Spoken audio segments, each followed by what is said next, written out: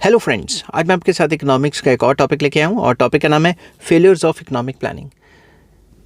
शुरू से बताऊं तो मैंने इकोनॉमिक प्लानिंग का मीनिंग क्या है, करैक्टरिस्टिक्स या फीचर्स क्या हैं, वो भी वीडियो अपलोड कर दी। फिर मैंने उसके बाद जो ऑब्जेक्टिव्स क्या हैं वो अपलोड की। उसके बाद मैंने अपलोड की कि भाई अचीवमेंट्स क्या हैं। अब मैं आपके साथ इस वीडियो में डिस्कस करूंगा फेलियर्स क्या हैं इकोनॉमिक प्लानिंग के। ऐसी कौन सी चीज़ें हैं जिसमें इकोनॉमिक प्लानिंग का कोई फ़ायदा नहीं हुआ या कोई काम नहीं कर पाई। ठीक है, जिस हिसाब से पेपर में लिखना है मैंने उसी हिसाब से लिखा हुआ है। तो चलिए शुरू करते हैं। Economic planning has failed to achieve its certain objectives. कुछ ऑब्जेक्टिव्स को जो है वो अचीव नहीं कर पाई। Even after the completion of about 7 decades of economic planning, our country is facing some serious problems like poverty, unemployment, backward agriculture, inequality of income, concentration of economic power, inflation, etc. 70 साल से ज़्यादा हो चुके हैं, फिर भी ये economic जो प्लानिंग है वो ये प्रॉब्लम्स को सॉल्व नहीं कर पाई। जैसे गरीबी नहीं हटा पाई, अनएम्प्लॉयमेंट नहीं हटा पाई, एग्रीकल्चर की बैकवर्डनेस को ख़त्म नहीं कर पाई, इनइक्वालिटीज़ ऑफ इनकम को ख़त्म नहीं कर पा रही, और कॉन्सेंट्रेशन ऑफ इकोनॉमिक पावर, कुछ लोग अमीर हैं बाकी गरीब हैं, ज़्यादा पॉपुलेशन गरीब है, उसको भी सॉल्व नहीं कर पा रही। महंगाई इतनी होती जा रही है। Following are the main failures of economic planning in India. तो फर्स्ट पॉइंट आ जाता है no substantial increase in standard of living. लोगों की स्टैंडर्ड ऑफ लिविंग में इंक्रीज आया मगर इतना इंक्रीज नहीं आया, कोई खास इंक्रीज नहीं आया। All the plans aim at raising the standard of living of the people. तो सारे प्लान्स यही मेन बोलते रहते हैं कि हम लोगों की स्टैंडर्ड ऑफ लिविंग बढ़ाएंगे। व्हाट टू से of increase in standard of living, even the bare necessities of life of the people are not being satisfied।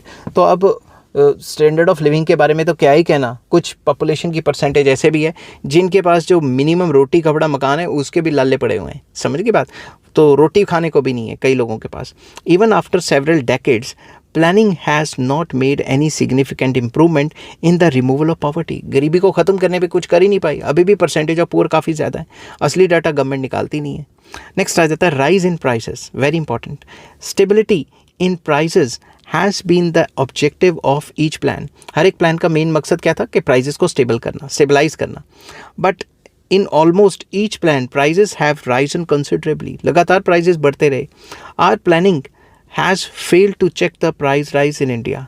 तो प्लानिंग बनाने का फ़ायदा क्या हुआ कि भाई प्लान बनाया था कि प्राइजेस को स्टेबल करेंगे, प्राइजेस तो स्टेबल ही नहीं हुए। In the year 2013-2014 rate of price rise was 9.5%। इतनी तेज़ी से प्राइस बढ़ेगा तो फिर खुद सोचो लोग खाएंगे क्या। ठीक है। इन 2020-2021 inflation rate was 6.2%। Rise in price has badly affected the poor and low income group. तो जो गरीब लोग हैं उनके ऊपर प्राइस राइज की मार बहुत ज़्यादा पड़ती है। तो प्राइस राइज का जो प्राइसेस को स्टेबल करना मेन ऑब्जेक्टिव था वो नहीं कर पाए। नेक्स्ट आ जाता है increase in unemployment. Employment opportunities बढ़ाना और लोगों को एम्प्लॉयमेंट देना मेन मकसद था मगर वो भी नहीं हासिल हो पाया। During the period of 5 year plans instead of diminishing unemployment has been rising. तो 5 ईयर प्लान्स के टाइम पे देखें तो अनएम्प्लॉयमेंट को तो कम होना था मगर अनएम्प्लॉयमेंट तो लगातार बढ़ती जा रही है।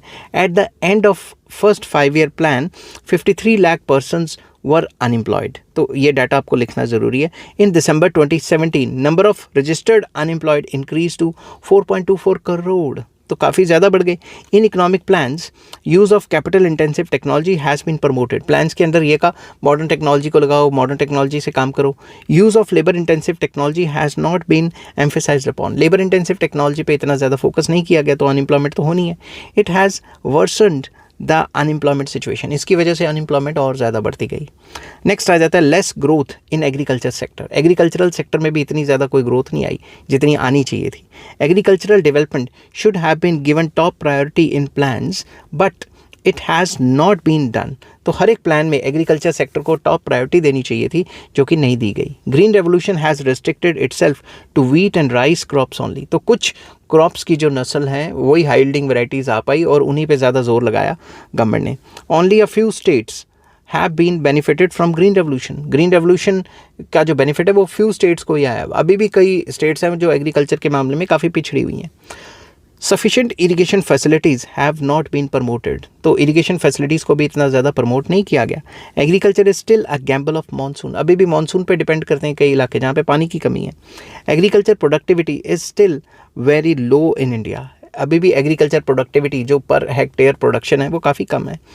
Many farmers are landless even now. कुछ फार्मर्स, कुछ क्या कई फार्मर्स हैं जिनके पास खुद की ज़मीन भी नहीं है। नेक्स्ट आ जाता है inequality in distribution of income and wealth. जो इनइक्वालिटीज़ हैं वो काफ़ी ज़्यादा है। Main objective of 5 year plans has been equality in the distribution of wealth and income. मेन मकसद क्या था प्लानिंग का कि जो इनइक्वालिटी है उसको ख़त्म करेंगे और इक्वालिटी लेके आएंगे वेल्थ एंड इनकम में। However during the period of planning inequality has further aggravated, बहुत ज़्यादा बढ़ गई है। आपको पता ही है ना, आप डाटा चेक कर देना कि इंडिया में टॉप 5% लोगों के पास कितनी वेल्थ है और बाकी जो लोग हैं उनके पास कितनी वेल्थ है, आपको खुद ही पता लग जाएगा।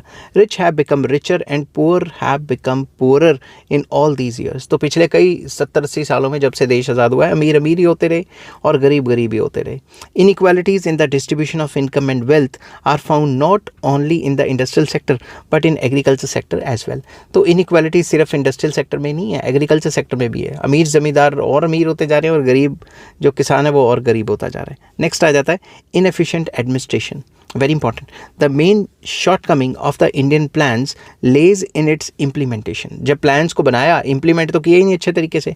Plans are not well formulated, उल्टा बोल गया मैं, plans are well formulated. Plans तो बहुत अच्छे थे but their implementation is poor because of the defective administration, dishonesty and corruption, vested interest, red tapism etcetera. तो आपको पता है सरकारी तंत्र जो है वो प्लान्स तो ऊपर से तो अच्छे अच्छे बन जाते हैं मगर उनको इम्प्लीमेंट करने के लिए जो गवर्नमेंट की मशीनरी है वो काफ़ी ज़्यादा ख़राब है, वो अच्छे से काम नहीं करती, ताकि नीचे तक उनके वेस्टेड इंटरेस्ट भी हो सकते हैं, करप्शन भी हो सकती है, कुछ भी हो सकता है। ठीक है, आप समझ गए होंगे इस पॉइंट को। नेक्स्ट है shortfall in target realization, very important. It has been observed that most of the times the target fixed have not been realized. सरकार ने टारगेट बना दिए, इतने % देश की तरक्की करेंगे, इतने % नेशनल इनकम बढ़ाएंगे, इतने % इकोनॉमिक ग्रोथ रेट होगा, वो हासिल तो कभी कर नहीं पाए। ठीक है, इक्का दुक्का बार छोड़ के ज़्यादातर हासिल नहीं हो पाए। In every plan the target rates of growth of national income, employment, industry, agriculture etc. are fixed. तो इनकी growth rate को fix किया जाता था but most of the time these targets are not achieved. most of the time in targets को achieve ही नहीं किया गया. It has been due to lack of resources, पैसे की कमी होना, या फिर फॉल्टी इम्प्लीमेंटेशन ऑफ प्लान्स को अच्छे से इम्प्लीमेंट ना किया जाना, ये भी मेन जो है रीज़न हो सकता है। नेक्स्ट आ जाता है स्लो कैपिटल फॉर्मेशन। जो कैपिटल फॉर्मेशन की रेट है वो काफ़ी स्लो हो रही। Economic plans has failed to give a big push to capital formation in India. Economic planning की वजह से जो कैपिटल फॉर्मेशन को एक बिग पुश मिलना था, उतना बड़ा बिग पुश नहीं मिल पाया। Capital formation has remained low because of slow economic growth rate, less facilities of investment, lack of able entrepreneurs, lack of infrastructure etcetera. तो कैपिटल फॉर्मेशन का रेट लो रहा क्योंकि इंडिया में इन्वेस्टमेंट अपॉर्चुनिटीज़ इतनी ज़्यादा नहीं है, इन्वेस्टमेंट की फैसिलिटीज़ भी नहीं है, एबल एंड एफिशिएंट एंटरप्रेन्योर्स भी नहीं है, एंटरप्रेन्योर्स जितने होंगे उतना ही देश तरक्की करेगा, और इंफ्रास्ट्रक्चर फैसिलिटी भी इतनी अच्छी नहीं थी जितनी बाकी कंट्रीज़ में थी। Next, unbalanced growth of different sectors. Despite more than 7 decades of planning, there has been unbalanced growth of different regions of the country. अभी भी जो डिफरेंट रीजन्स हैं, डिफरेंट सेक्टर्स और रीजन्स हैं, उन सब में जो है अनबैलेंस तरीके से देखा जा सकता है, अनबैलेंस्ड है, बैलेंस नहीं है। ठीक है, there has been significant growth in some states like Goa, Haryana, Maharashtra, Punjab, Kerala, Sikkim, Gujarat etcetera, but many other states like Bihar, Orissa, जिस हमारे टाइम पे उड़ीसा कहते थे इसको, अब ओडिशा हो गया है, Chhattisgarh, Madhya Pradesh, Rajasthan etcetera remained less develop. तो कई स्टेट्स काफ़ी डेवलप हैं और कई स्टेट्स काफ़ी कम डेवलप हैं। So economic planning has been fail to achieve balanced regional development in the economy. तो मेन मुद्दा था कि भाई पूरे देश की तरक्की करेंगे, भाई बैलेंस्ड रीजनल डेवलपमेंट लेके आएंगे, वो नहीं हो पाया। नेक्स्ट आ जाता है poor development of infrastructure. Infrastructure की भी डेवलपमेंट हुई है मगर इतनी नहीं हुई जितनी होनी चाहिए थी। Economic planning has failed to develop infrastructure in the country. अब ये ना कहना कि इंफ्रास्ट्रक्चर में रोड्स बना दिए बहुत अच्छी तो डेवलपमेंट हो गई है, कई कई जगह तो रोड्स भी नहीं है, पूरे कंट्री में थोड़ी ना। Still India is lacking in power generation, transportation, quality roads, fast railway tracks, airways etcetera etcetera. अभी भी इंडिया काफ़ी लैकिंग है इन चीज़ों में। नेक्स्ट आ जाता है इम्बैलेंस्ड इंडस्ट्रियल ग्रोथ। अभी भी इंडस्ट्रियल ग्रोथ जितनी तेज़ी से होनी चाहिए थी उतनी ज़्यादा नहीं हुई। ठीक है, कुछ गुड्स में चाहिए, लग्जरी आइटम्स में ग्रोथ कम हो, भाई नेसेसिटीज़ में ज़्यादा हो, वो नहीं हो पा रही। Economic planning has failed to regulate private sector to produce goods according to plan priorities. Plan के हिसाब से प्राइवेट सेक्टर नहीं बना रहा चीज़ें, वो तो अपना प्रॉफिट देख रहे हैं। India is still lacking in basic and heavy industries, capital goods industry, whereas production of luxury goods is on rise. Luxury goods को प्रोड्यूस करी जा रही है और जो बाकी गुड्स हैं उसको इतना ज़्यादा फोकस नहीं दे रहे, क्योंकि लग्जरी गुड्स की प्रोडक्शन में प्रॉफिट्स काफ़ी ज़्यादा है। आई होप ये वीडियो आपको पसंद आई होगी। अगर पसंद आती है तो please like, share and subscribe.